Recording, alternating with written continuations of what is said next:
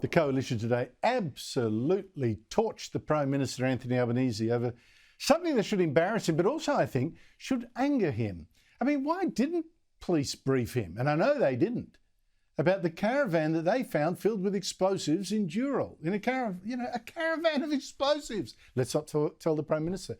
The New South Wales Premier, he was briefed, but why wasn't Albanese until the story broke in the Daily Telegraph 9 days later? Now, that was one of the... Here, I'll show you one of the first of half a dozen questions put to Albanese in Parliament today, and I'll give you at the start of the first of his half a dozen non-answers.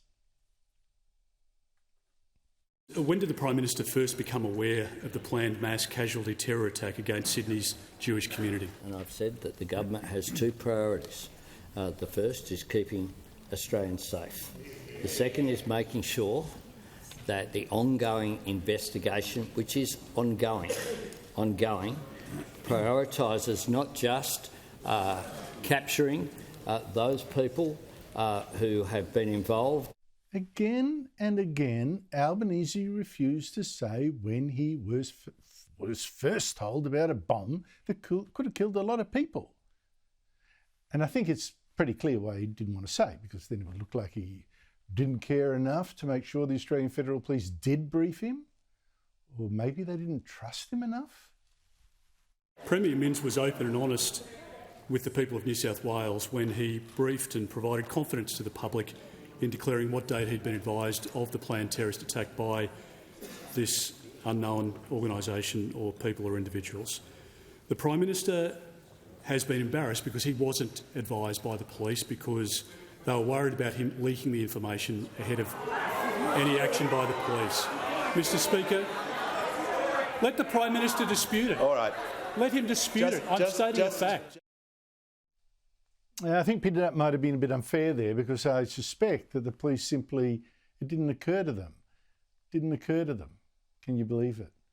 Which I guess is a reflection on what their assessment was of the Prime Minister's interest or lack of. So I would have thought that Albanese would at least bawl out the AFP for keeping him in the dark, but I guess he didn't want to do that either, in case they might say something back. I don't know. Joining me is the panel, Cameron Milner, former Chief of Staff to Labor leader Bill Shorten, now he's Director of GXO Strategy. I keep saying this is crisis management consultancy, and maybe they should call on Cameron. And Michael Costa, former New South Wales Labor Treasurer. Michael, how much does this matter? Oh, this matters a great deal, Andrew. I mean, you know, I was in the police portfolio around 9/11, so I understand that the Prime Minister should have been, there's no question about this, he should have been informed immediately this occurred. I'm surprised he wasn't. I don't know whether the blame is on him, and I wouldn't like to speculate about whether it's trust in his abilities. I mean, that's a separate issue, but I think this is a great failure of national security. I'm also surprised that Chris Minns didn't ring him. You know, I would have thought that the Premier of New South Wales would have rung the Prime Minister. They're in the same party. It raises questions about the closeness of their relationship, but this is an embarrassing failure. Not just an embarrassment of the Prime Minister, an embarrassment of the whole apparatus that it responded in this manner. In fact, Chris Minns had a telephone hookup with Albanese the day after he was briefed to talk specifically about threats to the Jewish community, and didn't raise it with the Prime Minister. That said, Cameron, you know, one excuse is, well, look, police weren't sure that this really was a bomb that was meant to go off. The caravan had been left for weeks by the side of the road. You know, it was no detonator. Maybe it was just meant as a scare. I don't know. Still serious, but, you know, what do you make of this? Well, I mean, we all know that Albo's weak, and weak on Islamic extremism, weak on terrorism. This bloke kept playing tennis while a synagogue lay in ruins and smoking in Melbourne. This is the guy. So I think this proves just how irrelevant he is. And the fact that for 9 days the authorities didn't even think that it might pick up the phone to the Prime Minister just shows how utterly irrelevant Albo has made himself to the fight against terrorism and extremism in our country. And it's an absolute indictment on this guy holding the role of Prime Minister. To Michael's point, the PM should have been one of the first people briefed, and the fact that after 9 days no one thought it was relevant to brief the Prime Minister because Albo holds that role. I tell you, if Peter Dutton gets into that role, they'll be calling him the first moment they find a bomb in a caravan with the sign saying, "Go to the Jewish synagogue." Andrew? Or they'd be held to pay. That's the other part of this equation I don't get. Meanwhile, Michael, as a former treasurer, this is one very much for you. Labor is attacking Peter Dutton for wanting to let companies with a turnover of under $10 million claim business lunches in restaurants as an expense. Now, at the moment, they can only claim lunches if they're held in-house, but their own caterers, their own kitchen. Even Energy Minister Chris Bowen hopped into Peter Dutton.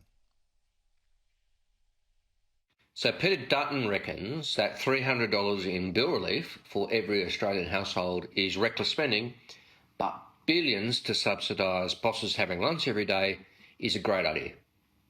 Got it. So, Michael, is this Liberal policy a vote winner or a vote loser? I think it's neutral. I mean, it'll be a vote winner, obviously, with small business, and I think that's what he's aiming at. By the way, that response from Chris Bowen, I mean, no wonder they're hiding him. I mean, that just turned the whole issue round. I mean, that was just pathetic. I mean, the reality is that this is a drop in the ocean. The Treasurer's going to lose his remaining economic credibility on this issue. The fact of the matter is, in the last 12 months, we've had revenue in this country go up, and that's largely through taxation, by about 3.6 or 7%, and spending's gone up by nearly 7%. I mean, he ought to be focusing on the stuff that's under his control rather than playing these silly games. I mean, this is a small beer in the problems that we face, and there's probably a legitimate argument for it, provided they are legitimate expenses and there's proper auditing of it. So I think it's a nonsense issue, but it shows me desperation on the economic front. Cameron Milner? Well, I think small businesses and restaurants and hospitality have been doing it really, really hard and really tough. So if it's a minor measure, as you say, Michael, to help out restaurants and cafes, just get a few more meals done for people who are doing a business lunch rather than the office at the local cafe, I think it's not a bad idea. And it's only for small business after all. Michael, we had Trump today come up with an amazing peace plan for Gaza, although I've got to once again say it might just be a bluff.